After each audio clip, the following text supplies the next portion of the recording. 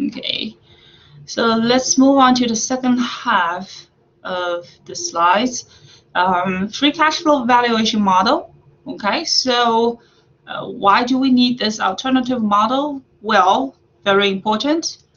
As nice and powerful as the discount model, a discount dividend model can be, actually the dividend is not issued in every single stock. So there you go. What if you don't, if you have it on hand to evaluate and that stock is not paying any dividend?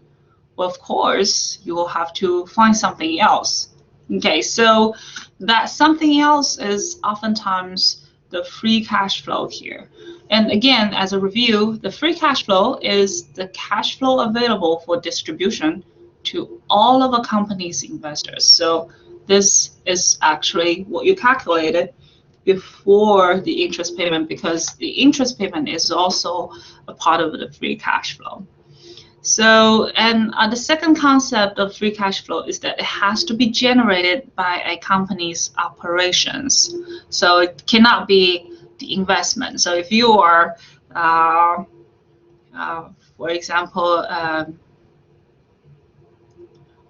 if you are Toyota car company, okay, so it has to be something generated by your car-related business.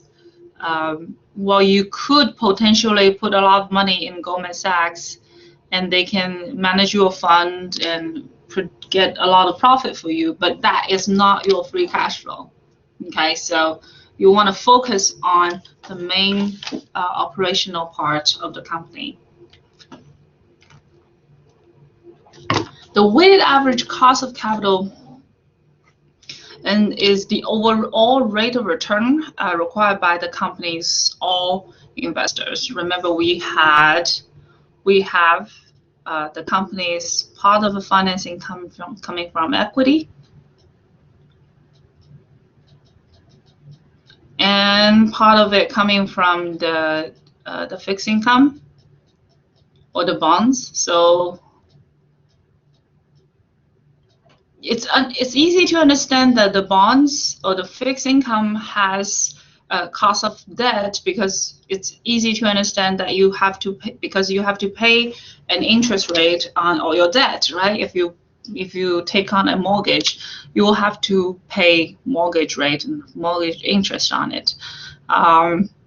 However, it's oftentimes people don't understand why the stocks also requires a certain kind of return. Well, the rationale here is that whatever the investors are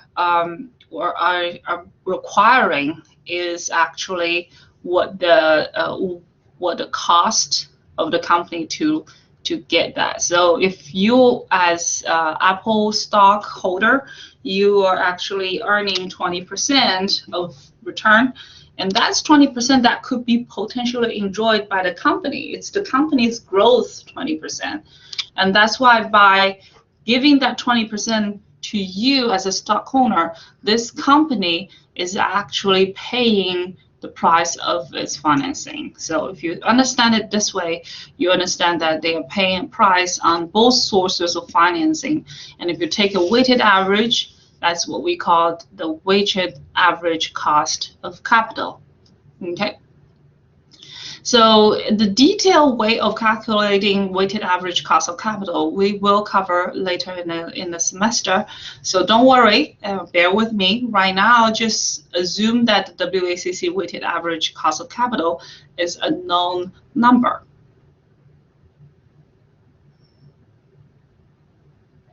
Okay.